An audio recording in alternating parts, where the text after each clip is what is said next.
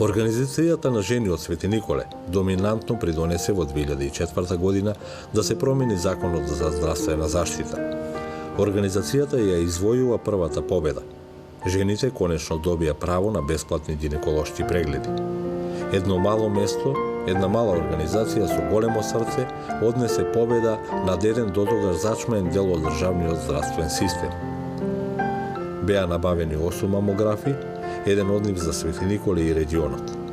Локалниот здравствен дом доби ургентно и специјалистички кадар. Новинарите од Истокот ја прогласи Организацијата на жени од Свети Николе за најдоброто во регионот во севкупноста на невладиниот сектор.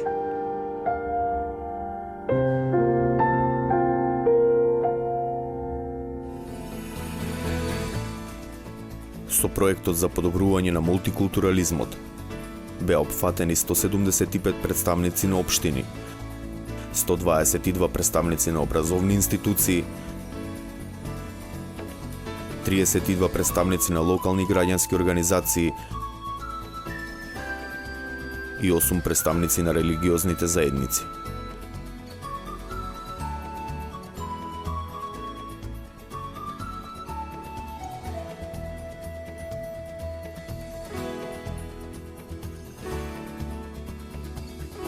Брзиот трансфер на пари повеќе нема да биде причина за укинување на социјалната помош. Министерството за труд и социјала го укина спорниот член од правилникот, кој беше причина илјадници корисници на социјална помош од државата да го изгубат тоа право. Тоа значи дека во иднина, доколку истите добиваат средства по брз трансфер, на дали е тоа маниграм или вестерн унион од своји роднини и пријатели од странство, истите средства повеќе не се сметаат како имот од кој носителот на оваа право може да се издржува, така што тоа нема понатаму да представува пречка за остварување на нивното право. Во проектот градиме мултиетнички соживот кај средношколската младина. Беа вклучени 320 средношколци и 50 наставници од општина Куманово, од различна етничка припадност.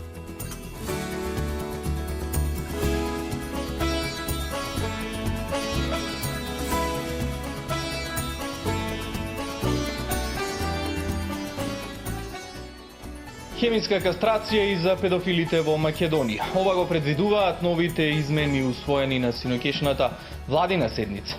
Задолжително кастрацијата ќе се врши кај повторниците, а со дозвола за оние кои првпат го сториле делото. Силното залагање за стапување и лобирање на првата детска амбасада мигеше за построго санкционирање на сексуалните злосторници, родоскринувачи и педофили, посебно кон деца под 14 години, вродија со плод. 4 препораки беа 3 прифатени.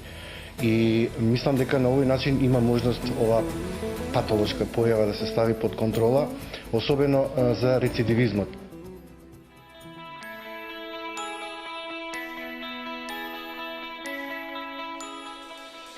Реализирани се 8 регионални истражувања, 2 меѓународни Health Grouper самити со учество на врвни светски авторитети и објавени се повеќе научни трудови.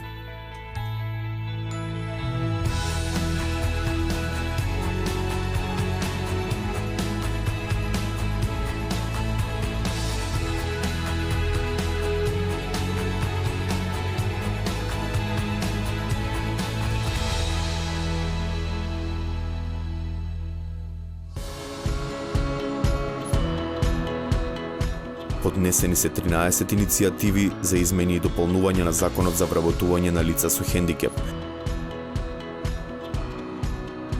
Формирана е балканска мрежа од над 50 организации на лица со хендикеп од Македонија, Србија, Црна Гора и Босна. Успешно е лобирано за вработување на 300 лица со хендикеп. Работевме заедно во соработка со Министерството за труд и социјална политика во поглед во насока токму на напредување на оваа законска регулатива.